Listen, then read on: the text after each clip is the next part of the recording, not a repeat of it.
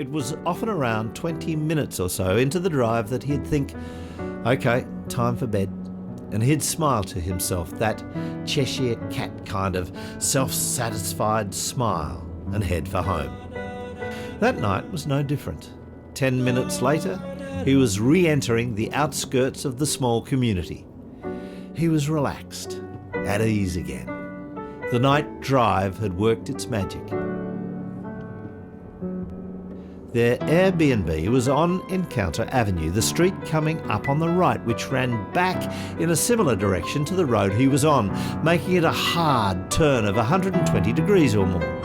As he made the turn, John was momentarily distracted by a light flashing further down the road, maybe someone walking with a torch. Then, in the midst of the turn, a thud. John thrust his foot on the brake pedal. He sat stunned for a moment. What just happened?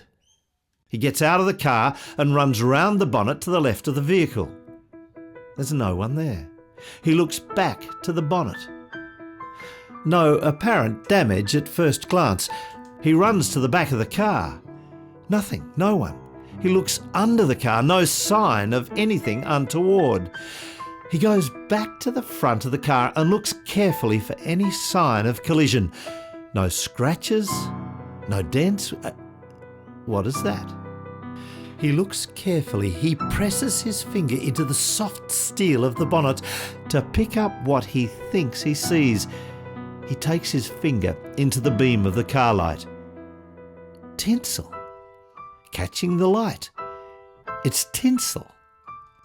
He pulls an iPhone out of his pocket and turns on its light. It's tinsel, for sure, on his finger, on the bonnet. He looks on the ground.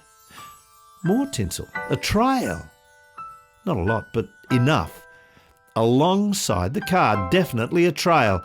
And then maybe a metre, no, more like two-thirds the length of the car. A shape.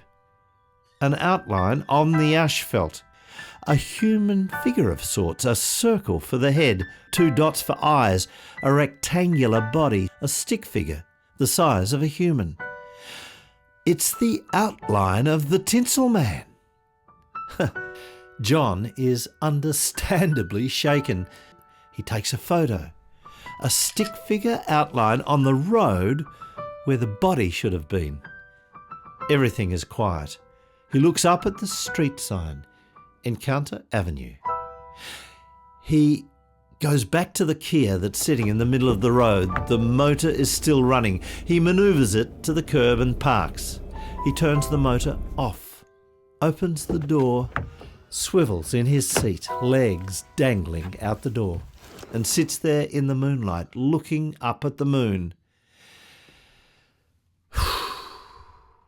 He takes a breath. A long breath of Port Willunga sea air. He looks up at the moon. Why should I be worried about strange things happening when there is such a thing as the moon, he thinks. That night, John asked the moon a simple question. What the hell is going on? He said aloud. And the moon just looked down on him and smiled her cheesy smile. You'll find out soon enough, the moon whispered, if you dare.